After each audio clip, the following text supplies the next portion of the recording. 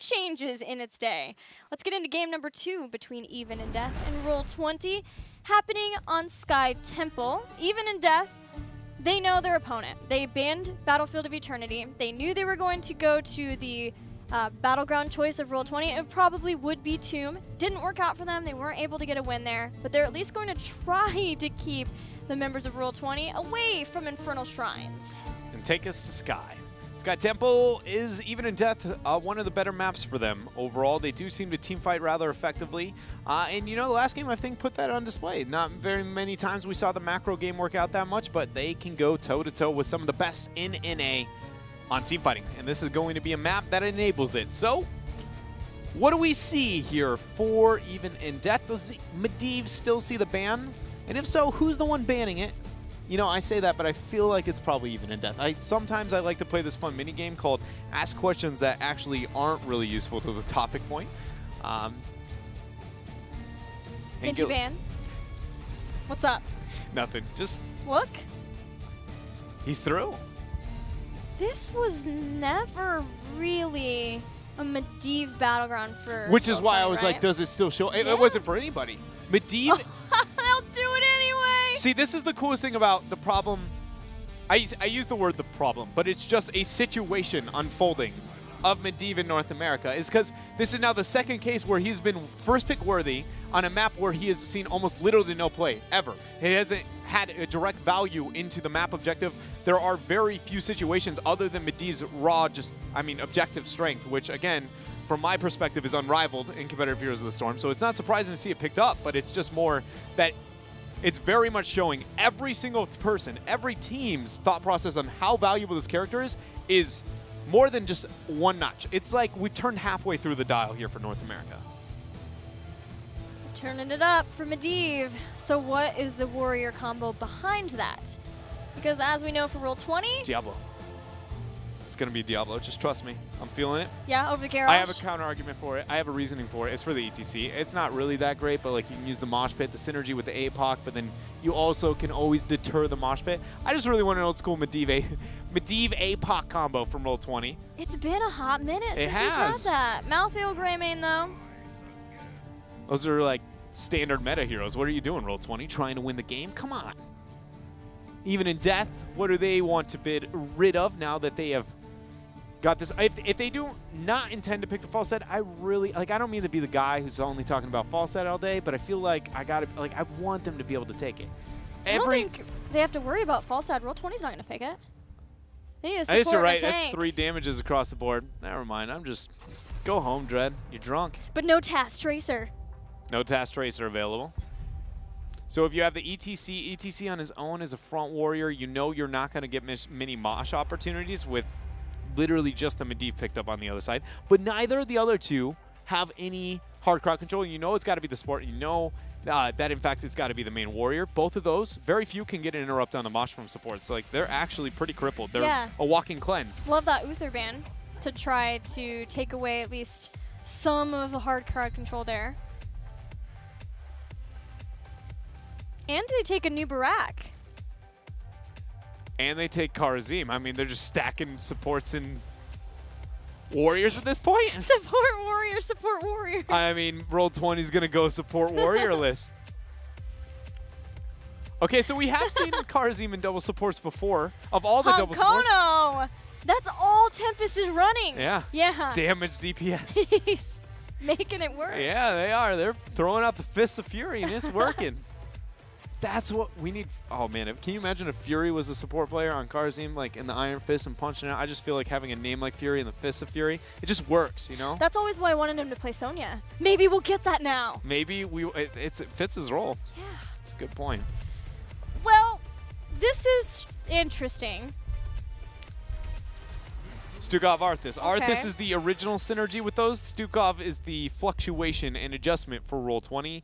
And honestly, everything else is very standard for them.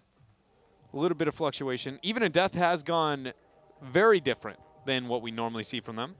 And really from North America. I want this to not be your traditional hyper carry backliner. I don't know what I want it to be. I just feel like The last thing I want to see out of Even in Death is when you go to a map like Sky Temple, commit to a double warrior, double support in a traditional basic team fighting that's going to approach it left to right, especially into a Medivh. Feels Lunara, man. I was just pulling up their team sheet, like what else could it possibly be? And you were just going to crush my hope and dreams, and they were like, don't worry, Gilly, we got you. Going to go ahead and steal that one. We're locking in the Lunara. Lunara with a Karazim Yeah. to get the kills. One Punch Man. I'm not so concerned about the damage problem here. As much as it is just Karazim's going to be picked here, and unless he's blatantly played as like an absurdly different playstyle, like full offense, which the build can't get that much more offensive. So like I'm already struggling to go like, how can you build it that way? So it's got to be through playstyle. Like just somehow always up in their face, synergizing with mainly ETC, always follow up his power slide, get the punches in, get the damage output out there, and then maybe that would be it. It's just with Even in Death, you're against Roll20. It's going to be a hard time. You got to make some kind of major changes if you're going to recover. I got you. Bloodlust. Bloodlust is it? Bloodlust makes it more powerful. You are correct. It does make it more powerful. Can they get away with it, though? They're against Malthael anyway. You don't want ancestral healing. Just give it up. I mean, but do you want to Bloodlust into a ley line? Like, I feel like, you know, I don't feel like I totally countered your argument, but I feel like it's pretty close. And Arthas doesn't make it very much better. No, no. But you are right. You're looking for something. You're doing the exact same thing I am. It's just you got to have some kind of flavor in there. You can't just go in and assume. Otherwise, it would be a 3-0. And so it's like, well, where is that going to come in? And yes, we have seen Even in Death prioritize double warrior, double support in the past. They have. It's been different iterations with the primary support being Ariel, and when it was a double support meta. That's not the case anymore. It's an off support with the Karazim. And Lunar is just kind of here, you know? And there's so many comfort on the side of Roll20.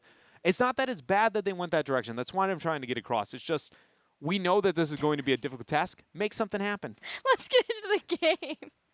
We're going to Sky Temple for game 2. Roll20 currently with a 1-game lead over Even in Death. What's so funny? You know? Nothing. Here we go, game 2. Flarong's back on his Medivh, and I bet he is excited for that. Slightly different level 1 coming out from the Arthas. Going with the passive at level 1. Yeah, that is justing Arthas. Yeah. Also, we see On a Pale Horse. He keeps baiting us into thinking that he is going to take Syndragosa because he goes Death Coil build. Not falling for it this time, Dreadnought. It's not going to happen. Yeah, dang right, Justin. We want nothing to do with your fake Syndragosa, but he has it up on the He's got it up on another monitor. He knows. I guarantee he's listening. A couple minutes from now, he's going to hear this. Shh, don't tell him I'm using reverse psychology because I really want him to take Syndragosa. Okay. Justin's such a dingus, he'll never know. For laning setup here, Even in Death, seem to be setting ETC as the solo lane. And I know we've been seeing this more and more frequently, Gilly, but I do want to convey the idea to everybody at home that ETC is not a solo laner. He's a Tassadar, that's giving him a lot of credit. He is a guy who sits in a lane to not die a lot of the times. He is a little bit better than some other warriors, and yes, he does have a few, you can make a couple of arguments as to why he might stand out, but most of the time he will struggle, and most of the time he's kind of just going to be that placeholder. Just don't pick him with the intent to be like the lane bully monster that is going to be ETC. He's not terrible. He gets a lot better once he has Echo Paddle. He gets once you get Echo Paddle, but up until that point, you're just kind of, you know, doing the thing. And again, you are in fact a cow attacking a bunch of minions with a guitar. Think about all the parameters we traditionally hold up. That's a dead Lunara. Perfect synergy with the choice of, you know, with Buds with the Lurking Arm, the Howling Blast. Yeah, I have to imagine that Howling Blast is a lot easier to follow up with the Lurking Arm than trying to figure out where the heck Justin is going to be throwing somebody with the Wrecking Ball. Yeah, that probably is a good call there. 2 seconds away from the double Shrine phase. That is the first Shrine phase of Sky Temple. This is always top and mid for the first one. There's a couple other variables, but let's be real here. I expect action to happen before I can explain all 3 possibilities over the first 3 Shrine phases. Including a support 1v1 on the Shrine, but the rest are following suit to join in. Buds is going to be the first to fall, but a Howling Blast catches 2. Homicidal sniped him out with that impale. That was max range. Lutano He's in a bad spot, gets the death coil, but he survives with the heals of Hal. He's kind of up He in goes a back corner. in. He's ready to go back in for more battling. Howling Blast catches him though, and with the force of will, Prismaticism will finish him off. But Justin lost his portal the last second there, and so Even in Death catch another kill. 2 for 2 in total when looking at both teams. And shots captured by Roll20 throughout mid. Even in Death making the transition down. They've kept Hao up on top to be able to get that shot on his own. Rhaegar is one of the better supports, both Rhaegar and Karzim, when it comes to supports controlling the shrines, but they aren't necessarily reliable 1v1ers on it. The problem is that Roll20 were able to stall out this top temple for so long that they can give up the rest of the shots in the mid and then still be able to fight over the remainder of the shots in the top. Even in Death are doing what they can to make sure that they get the rest of these so that they are at least keeping up with the amount of shots contained by Roll20 in this first phase. With Malthael, this whole time he's just been double soaking throughout in the lanes. It's just winning on all fronts for the members of Roll20, but they're going to be collapsed on by Battery until Glarung does what Medivh does best, throws down one portal. They are in, and then they're out. And then the best part about it all, they might be in again in a matter of seconds there. It's really Roll20 just gets to decide if this is the fight that they want. And it really kind of wasn't. They walk away with a full level lead. And more importantly, the structural advantage. Man, when all is said and done, Roll20 contesting both of the temples means that there is no fort that is especially low that Even in Death can hope to get an experience boost from to catch them up with Roll20. Roll20 soaked as soon as Malthael was done in the mid. Back and forth between mid and bot, they are massively ahead in this Sky Temple game. They are just absolutely dominating. And where do we see it stop? When does it stop? Nobody really seems to know. The secondary shrine phase has got to be usually the breaking point on a map like Sky Temple, to where you can find the team that is going to be in a position to lose the game, you know, rather than winning it more so. And so that has got to be where I'm looking for Even in Death. If they are going to be able to recover, again, it has been a honestly very impressive early game from Roll20 to get this kind of lead. And if they can't recover before that window, I assume that this is going to be Roll20 just ending a Sky Temple game very quickly. Justing now has the 2 talents necessary for his boss control, and we are seeing that in full force against Lutano. He has taken Icy Talons, which increases his attack speed the longer that Frozen Tempest is attacking a hero, and then he pairs that with Rune Tap, which gives him a lot of sustainability. Even adding to that Army of the Dead at 10, and he can sit on a boss point for just about forever, and there is nothing really to push him away, no Gust. The best you're hoping for is a face melt from ETC. Yeah, nobody's going to be able to stop his ability to auto-attack either. That's the biggest thing. Lunar is the most effective, and purely because she has range and kiting capabilities over the Arthas, but ETC's interrupts are not usually enough to lock in the Arthas, which is why you were willing to risk that Icebound Fortitude. And Karzim, I mean, and Rhaegar, both the supports, very easy here. So I love the talent choices from Justing. Cocoon will be able to help once Even in Death can get to 10. But like we said, they are down a full talent, or a full level. And with the portals, no Medivh kill, but they got close to taking out Glarung. He is not done with Master's Touch. Yeah, the Lurking Arm dropped by Buds was almost enough to find Battery as well. Punishment going on to Homicidal. He has Burrow Charge. He's going to drop it, go in for a tap. 10 is closing for Roll20, but not fast enough. Battery trying to make it happen. Prismac goes in with Goku. Justin getting the flank with a slow out of his Frozen Tempest. Homicidal still stuck in it, but right now, Even in Death still keep themselves alive. Things are getting closer and closer to heroics. The minion actually puts Arthas in a great position to potentially body block or at least get Frozen Tempest on Homicidal, but he gets out. His need to back is the end of Even in Death contesting for the temples. They got what they could, and now they have to retreat and get heroics. Even in Death, a level and a quarter behind, half the shots up on bottom, a boss on top of it all. Cannot get much worse for a map like Sky Temple. Sky Temple traditionally is a map that you expect the least, lopsided. It will maybe a level, maybe 2 levels, but not that early game snowball blowout like you can get on Warhead Cursed BOE. Giving that much more credit here to Roll20 and what they have managed to make happen so far, not only through this game, but this series. Roll20 did get an early boss, which should help finish off that bottom fort, but even in death, knowing where Roll20 were going to go, do at least take out a fort of their own. Really surprised that was the lane line choice. I guess it makes a lot more sense considering everybody else coming down from below now. Goku's got the flank. Hao is going to be his target. Justing. Howling Blast does not land, but he's got to get out of that Feral Spirit mode to be able to get the heals. He falls. Lutano shortly after. That was a great setup fight-wise for Roll20. It really was. The ley line was good so that Hao couldn't rotate back in and get a heal. They took out ETC, then Goku getting the Reaper's Mark initially, and then using Wraith Strike to have the body block long enough for a Howling Blast follow-up. Now there's a portal, Battery power slides through it, but he's been caught by an Arthas, a lurking arm, brought down. He did commit to the stage dive, though, while he was silenced. You know, what if you couldn't choose your talents while you're silenced? That'd be cool. That's kind of a cool concept. Yeah. I just thought about it. I was like, he chose, I don't know. He wouldn't be able to choose it. I don't even know if it would have made that big of a deal there, but he commits to the stage dive. What if you were blinded and your monitor went fuzzy? Kind of extreme. Yeah, it's a little bit extreme. You know what this would be fun for? Some sort of brawl mode. Yeah, that would be. Yeah. What was your favorite brawl out of all the brawls? Pool party. Pool party? Like Yeah, pool party. Yeah, the pool party. I was playing with Tiger, JK, and Tomster for like 1,000,000 hours that night when that thing came out. The It was snow so fun. brawl was also really good. Goku.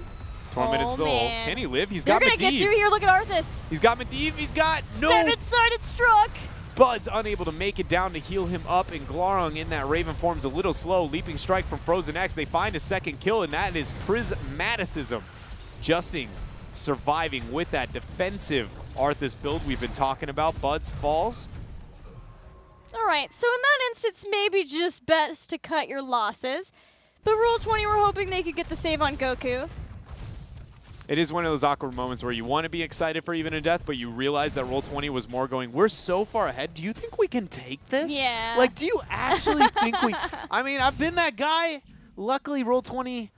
Or luckily for Even in Death, Roll20 was unsuccessful in that one, and we kind of hit a second window where it's like, you know, this game isn't out of control yet. Again, it's whether or not Roll20 gives them the opportunity, because that was genuinely the most, oh my gosh, words are just Opportunistic? impossible. Opportunistic moment. Nice. We nailed it. Goodbye, friend Hao. Goku. Oh. Frozen X dodge it. Okay. But the portal. She's underneath the fort. She dodges. Oh man, she's good. She dodged everything. I was really hoping Roll20 would just chase that until either they died or she died. One of the two must go. Shots being concluding here, I guess, up towards top. Still leaving the two forts for the members of Roll20. But Roll20 locked down every single fort now. All three are gone, so keeps all that remain.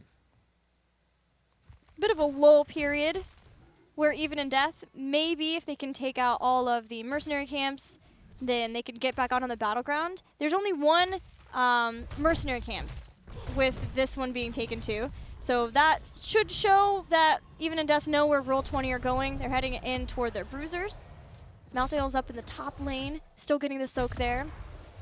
Even in Death have a tiny amount of time to hopefully catch somebody in a rotation, get a pick, get into a team fight, but after that, it's going to be a long road until they have 16 at the same time as Roll20. This is 16 talent tier at least.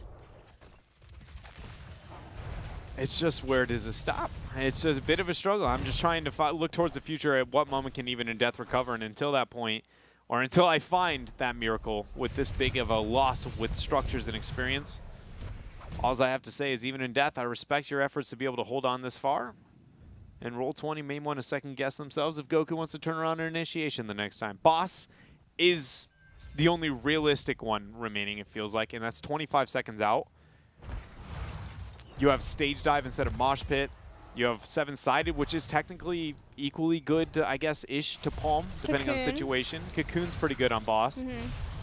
But Leyline, Tormented Souls, Army of the Dead, Flailing Swipe, literally everybody but Cursed Bullet from Greymane is good at this boss. Yeah, and the bigger issue is that the boss is up now, and 16 is absolutely not for Even in Death. There is no 16 here. So now hard choices must be made by Even and Death. Do they try to contest this boss? The way they're grouping seems like yes. Rhaegar's starting to run in. ETC can stage dive in. Roll20 is taking a bunch of damage from the boss, so let's see what happens. They got a lot of pressure on the Buds, and the lane line's too early. They might have a chance. Early. They got the kill. They actually have an opportunity. Justing is the first focus here. If he goes down, they got the boss. The cocoon they was did it. so good. They took out Arthas and then they Miracles. cocooned. They have done the impossible. Even in death shows life. They found Glaurung and they found Goku. This is a huge opportunity for Even and Death. Glaurung portals over the wall, but Lutano is there. Doesn't catch him in time before he gets into Raven form, but they still should be able to get Goku and bring him down. That's a staggered death. 20-second difference between the Arthas and Goku. So now, much like last game, Even in Death, they need to push with this boss. They need to keep up this pressure. They cannot let up against Roll20. They're getting the temple in the bottom lane. That is softening up the towers in front of this boss. But it does also mean that these shots are kind of going in the same place where the boss was going to go. How far along are Even in Death willing to risk this? They know Leyline Seal is still down for a little bit longer. But Glaurung with an aggressive portal starting to be fairly scary for Even in Death. So they'll back off, push in a different lane. They find Justing and Prismaticism. Glaurung here too. Buds is coming in, but still no Malthael for a couple of seconds, so they have time to disengage. Good dodge on that Howling Blast from Lutano, able to make it out. And the shots now concluding there on bottom. Again, the keep has not gone down for the members of Roll20. So Even in Death, dare I say it, is on even footing. They have made the miracle fight happen. So what does that change this game is my biggest fear here.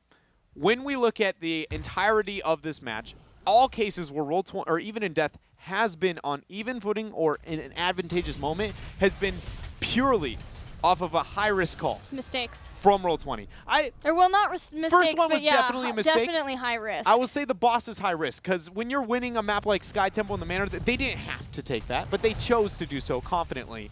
And obviously, it's something that they may be regretting at this point in time, but they weren't as successful as they originally projected. Yeah, something that maybe would work out for them in scrims like 90% of the time. And in this instance, they took a ton of damage from the boss. Lunara did a fantastic job of hitting a ton of people with the poisons.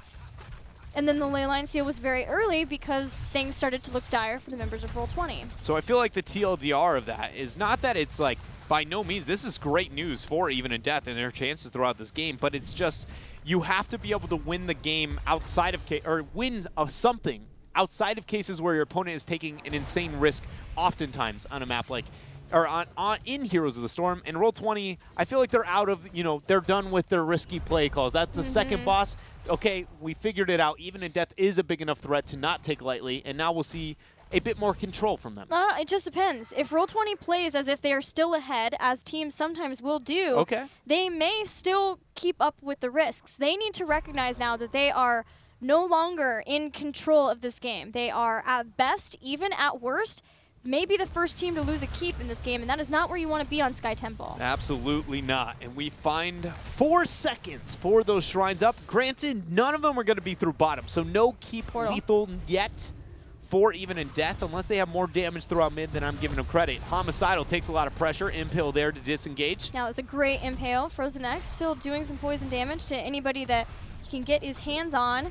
ETC sitting in the top, lurking arm in the weighted pushel. That was a big slowing down Lutano and his positioning. A flanking Kharazim is not something I expected to see from Even in Death, but all the while ETC is still getting the shots in the top lane, and it's doing a lot more keep pressure. It's time for Roll20 to strike. Frozen X gets a brilliant leaping strike out. Ancestral connects on a Homicidal. Lutano going in, getting the punches out. Leyline buys time for the Beetle to keep himself alive, but now the focus is all on Glaurung. 7-sided strike, Justing. He goes down. It is 1-0. Even in Death is winning this fight. They've taken down a keep, the keep in the top. There's a few shots left in the mid, but Roll20 is going to have to fight if they're going to get the rest of those. Things are going from bad to worse for Roll20. They have lost a keep. A secondary keep is all but dead. And Even in Death is well on their way to having 20 ahead of Roll20. The top keep down, the bottom keep is about to fall too. Even in Death, they're going to win the race to 20. This is just miracles. I've seen some comebacks in my day, but this is just legendary. This is one that they will speak of for centuries. Not as good as maybe Dignitas L5 at Midseason Brawl, but it's pretty close. Even in Death on their battleground achieve 21st and are set up in a way to maybe be the first team in Part 2 to take a game off of Roll20. But we said that before for Superstars on Tomb. Oh, and they're split. Not over till it's over. Oh, that was so scary. Whenever you see that Raven just sitting over top and you are not together as a 5-man, the ley line play is very, very common. Glarung not having the confidence to try and pull a rich camp right there, not without his 20 at least. Speaking of 20s, considering what Medivh is going to get here, if he wants Medivh cheats for more control over camps, over the team fights, more isolation, or if he's, oh goodness, or if he's going to feel like he needs to get Guardian of Tearsfall? Yeah, Guardian of Tearsfall now so that he can close out. I want to see cheats. I want to see cheats. If it's a different map, I would say I like Guardians of Tearsfall. I feel like, you know, honestly, that amount of wave clear is just insane. But on a map like this, I feel like you got to go with it, or you go with the stealth. One of the two. Pressure on the Homicidal. He ate a cursed bullet. He's still considering it. And I think Goku always does this, but if he dies, or is looking like he's going to die, he'll just take no one can stop death. Today I learned Wisp can get hit by Flask. There it is, Guardian of Tearsfall. He goes with it still. Even though the likelihood of them needing to kill catapults, I guess they're afraid of that top pressure and not having a global. So Glarung will be the man sitting back ridding of those catapults if it gets to that point. Frozen X has been caught, leaping strikes over. But the Flailing Sight pushed him away. Yep, now the Leyline Seal has been dropped. Army of the Dead and Roll20 again will try to get into a fight. Goku sitting in the back. Ancestral Healing connects, keeping... He needs another dash. He gets it. Lutano alive. So low, Goku goes in. They have the limited healing. And they get him. Cocoon goes down, the lurking arm, but the members of Even in Death struggling here without their Rhaegar, without Hao, and the Shrines are up.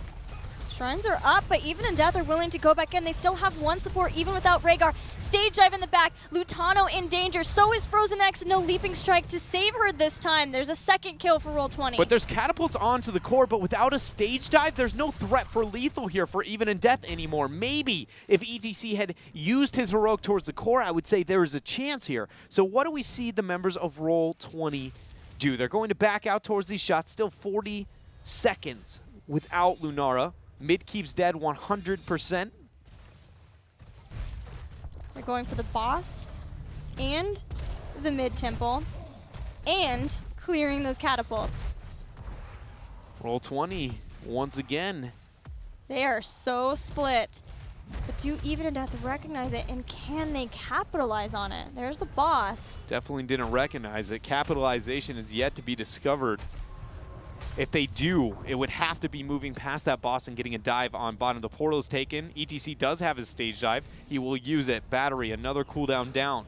Just barely saves the bottom keep for Roll20. It's a keep versus a keep in the bottom lane, but a boss for Roll20 is hoping to make the change necessary to take that down. I was hoping they would save it. The burst. Just to make sure that they could get as much damage output onto this keep as they can. Look at Justing. He's just flanking around. Hello, this is sideways. They're going in. They're going to end this. Justing's pop Army of the Dead. Roll20 wants to go in, all in onto the core, and they have found the core. They're on the core now. The shielding just starting to be brought down. Tormented Souls from Goku. They have mouth. That's already done. There's the cocoon on Goku. Leyline C only catches one person. 86%. It's Lutano. First to drop is going to be... Greymane! And Buds is low too. Justing still on the core. We're at 60%. Justing Glarung is zoned all the way away. So is Buds from Lutano. Lutano is just about to 1v1 Glarung, and he takes him down. There's only 2 now left. Now it's just Justing on the core. I think Even in Death is going to do this. They hold off Roll20 from their core, leaving it at 14%. They now have 35 seconds for Greymane to come back online. Another 10 for the remainders of the members of Roll20. Can they end the game before that happens? You see the dismount not being maybe as proper as necessary there. Nobody, specifically your Rhaegar, who can't get dismounted. This is done. Did they? I guess you're right. I mean, maybe Look at those respawn timers. I just somehow can't believe it. Like, I'm watching the core fall, but I just kind of refuse to believe it.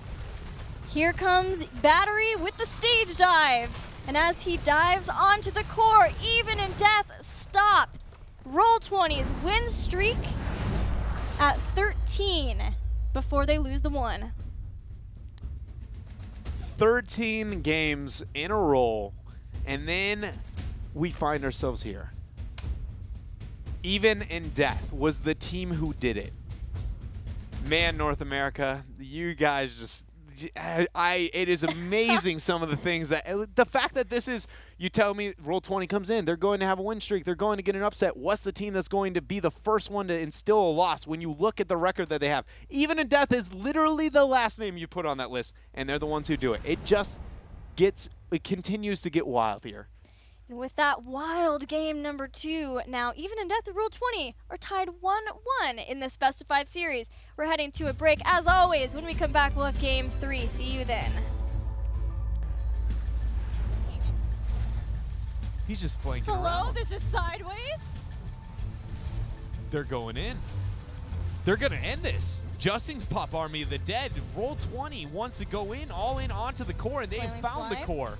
They're on the core now. The shielding just starting to be brought down. Tormented Souls from Goku. They have Mouth That's already done. There's the cocoon on Goku. There- C only catches one person. 86%. It's Lutano. First to drop is going to be... Greymane! And Buds is low too. Justin still on the core. We're at 60%. Justin glowering is zoned all the way away. So is Buds from Lutano. Lutano 40? is just about to 1v1 glowering and he takes him down. There's only 2 30? now left. Now it's just Justin on the core. I think Even in Death is going to do this. They hold off Roll20 from their core, leaving it at 14.